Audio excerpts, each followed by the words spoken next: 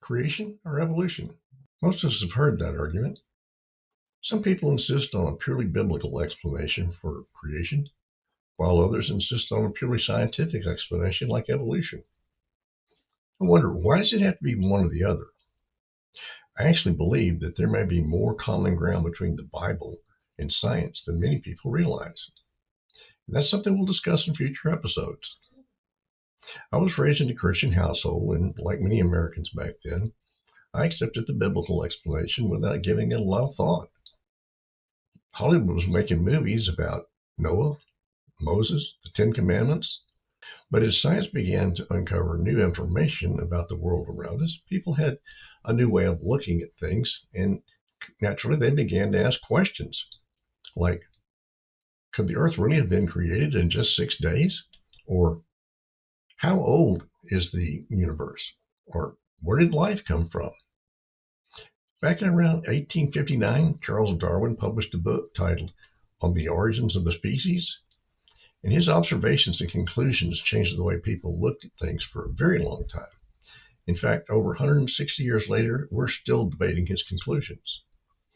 But even Darwin admitted that if any organism could be shown not to be possible to be created without going through several successive small incremental steps, that's evolution, then his whole theory would fall apart.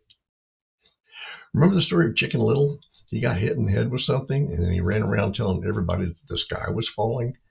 I mean, his observation was real, but his conclusions, not so much. In fact, for centuries, very intelligent people believed that the Earth was the center of the universe.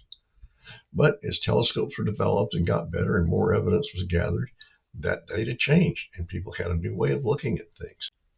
That's what tells us that people can look at different things and arrive at different conclusions.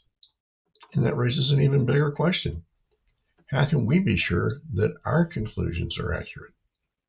That's something I've struggled with much of my life. Now, I've spent most of my adult life working with engineers and scientists. I'm a show me kind of guy, common sense. I like evidence. I like answers. I like to ask questions. That doesn't make me a scientist. I'm not a theologian, and I'm no special authority on either side of this debate.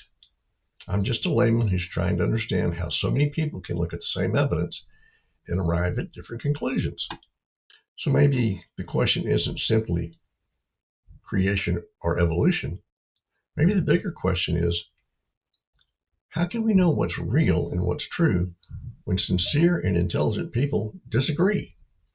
Now that's a subject worth talking about. In future episodes, I want to begin to tell you what I believe, why I believe it, and how I came to believe it.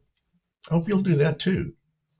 After all, this is the Peanut Gallery, where honest, open, and respectful conversation still matters.